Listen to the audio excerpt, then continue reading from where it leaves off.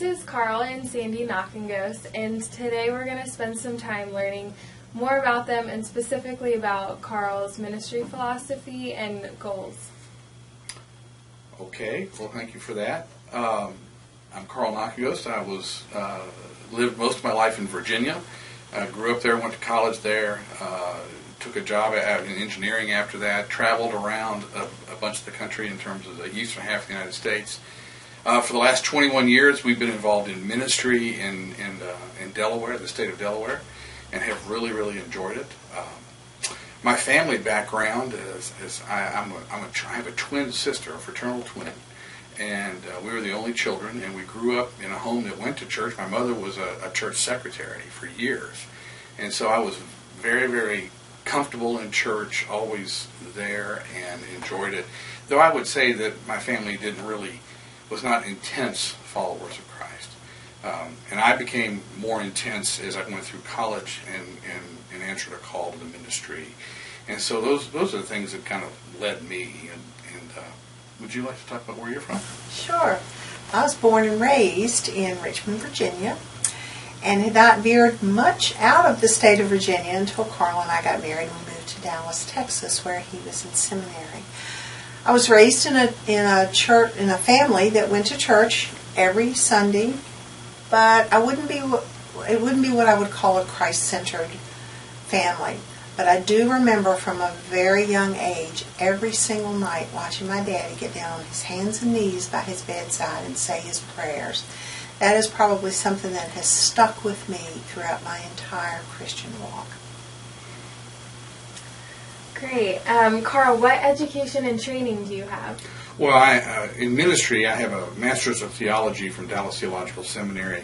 I double majored in pastoral ministries and biblical studies. I guess my other training is as an engineer. I have a Bachelor's of Science in Materials Engineering from Virginia Tech, and I've worked 9 years in an engineering role before entering the ministry full time. And what has your ministry experience been? My ministry experience has been largely in terms of an associate pastor role. I was working in singles ministry before I came to Delaware, and now I have spent the last 21 years involved as really more of adult ministry pastor, and involved with building small group ministries, building singles ministries, building family ministries.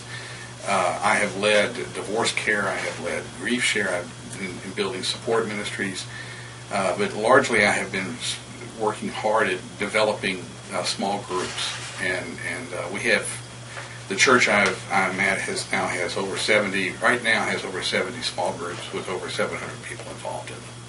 So it's been building that system and building into that, and helping.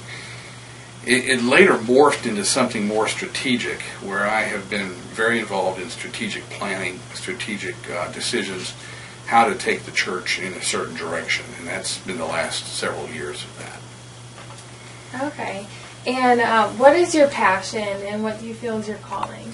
Well, the passion that led me to small groups is something that I developed in seminary, and I have a passion to build community. I just began noticing that people didn't have relationships. They didn't have their churches weren't strong. Their neighborhoods weren't strong. Things were, breaking up in terms of the family and in terms of society. I think that has continued even after I graduated from seminary in the early 90s. What I see now is that the word community has become a bit of a buzzword, but at the same time it's more important than ever. And so my passion is to build community, and that leads me into discipleship of people as well. And so it's development of leaders, development of volunteers, development of people to build stronger relationships with God and with each other, and in terms of growing in their faith and growing and helping the church be an influence in the society. Okay, and what type of ministry position are you seeking?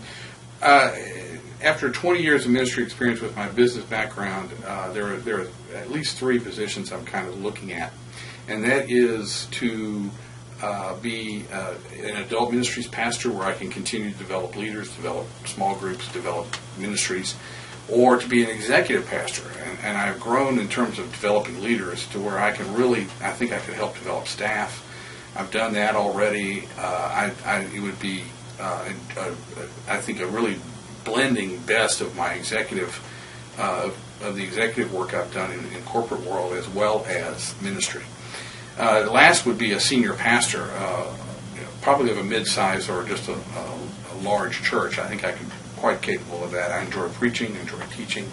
Again, it would be a matter of helping people grow in their ministry. I think I could do that in a senior pastor level role. Mm-hmm. And you mentioned this a little bit already, but how do your strengths come into play in positions like these? Oh, I think my strengths are really that this is the background I've had for the last 21 years in ministry of developing leaders.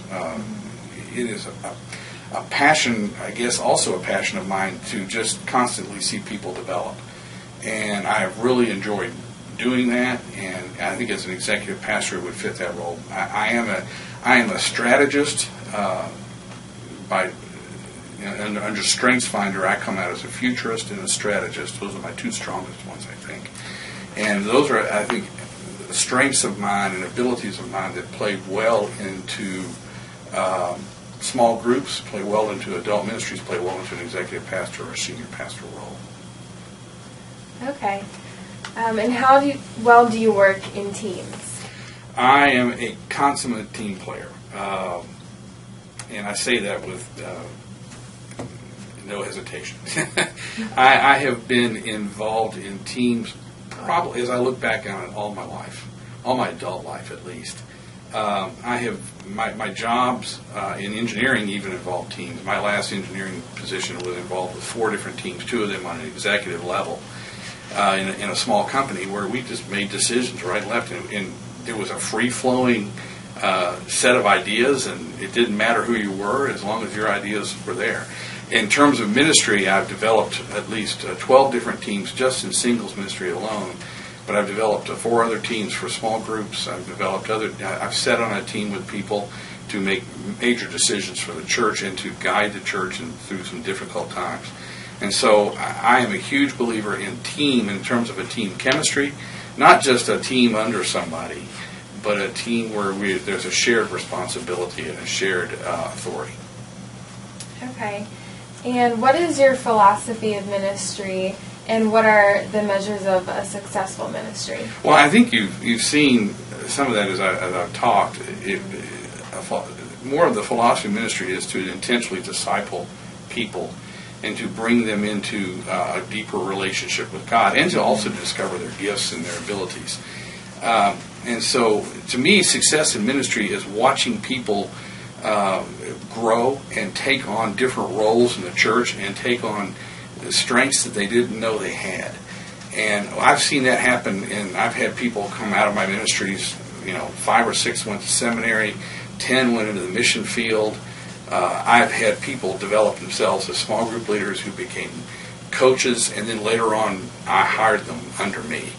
And we've watched these people develop over years and carefully kind of hone their skills and give them training. That to me is a great joy. And it's a great joy to watch and see that happen in people's lives.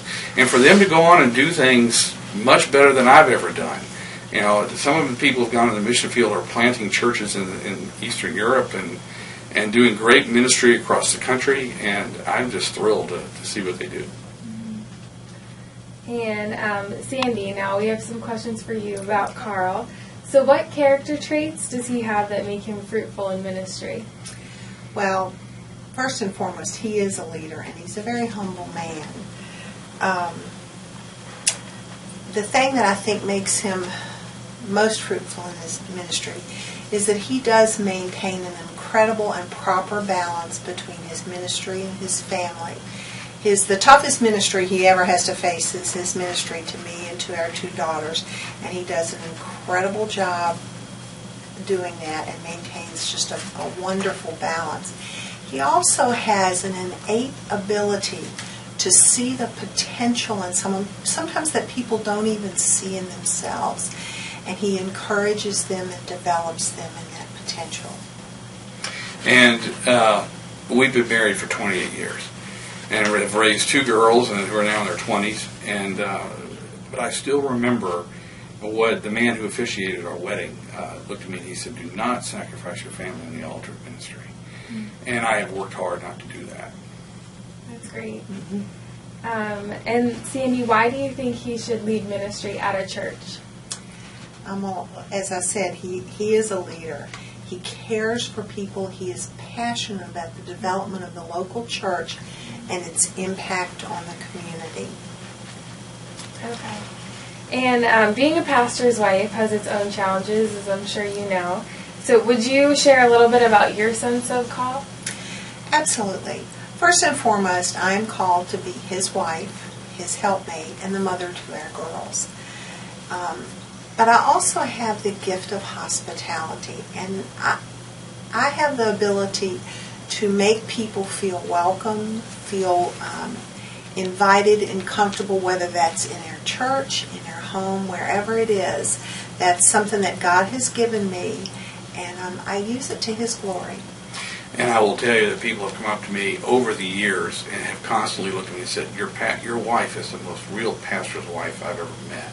Mm-hmm. And she's just that way. And it's been, we've had a number of people in our home before. For 10 years, we ran Thanksgiving dinner before Thanksgiving with a group of singles. And we had as many as 65 in there. This home that would never hold that.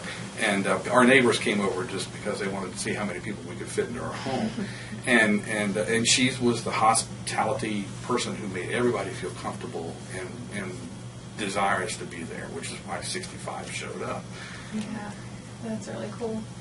And so, Karl, earlier you talked about your philosophy of ministry. Can you talk a little bit about your practice of ministry and what doing ministry looks like? Yeah, sure. I take very seriously the verse in Ephesians 4 that says that pastors are to equip people to do the work of the ministry. My job is not to do the work of the ministry. My job is to equip other people to do it. And in that regard, I really go through with 3 words: give ministry away. And what I try to do is develop leaders, develop people. I'm there for them. I'm always there for them. I'll give them guidance. I will give them direction. I will be involved in the ministry they're in, but I want them to run it. I want them to do the work for it. I want them to see the glory and the credit that comes with working for God, and the fun that they can have, and the joy that they can have in doing it.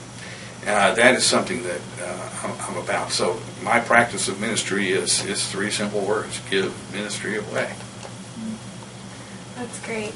Well, thank you so much for sharing about yourself and your ministry today. Thank you. Thank you. I want to thank you for watching our video today. We appreciate so much your interest in us, and we look forward to getting to know you. We hope that this video helps you get to know us a little bit better. It really is just an overview, but we'd be glad to talk to you more if you're interested. If you want to contact me further, there's contact information on my resume. You can contact me. We would enjoy talking with you about our lives and hearing more about your church and how we can fit into it with our ministry philosophy and our ministry practice. And again, we thank you for your interest in us.